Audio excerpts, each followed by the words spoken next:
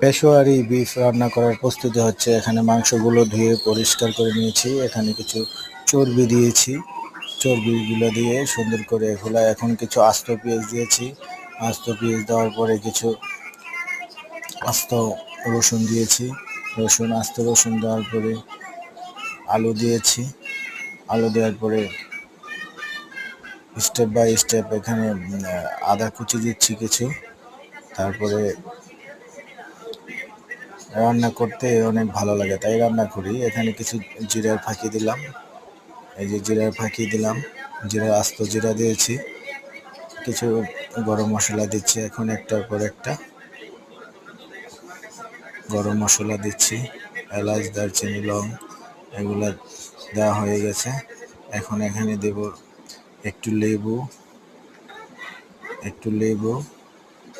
রস দেওয়ার পরে আমরা সুন্দর করে এটা ঘি দিয়ে হালকা একটু তেল দিয়ে সুন্দর করে মেখে বসিয়ে দেব। এভাবে হয়ে যাবে। একটু লবণ দিয়ে ভালো করে মিক্স করে হাতে মিক্স করতে হবে। হাতে মিক্স করে সুন্দর করে বসিয়ে দিতে হবে মোটামুটি 2 ঘন্টার মতো এটাকে রান্না করে। প্রথমে একটু বেশি জাল দিতে হবে, তারপরে ডিম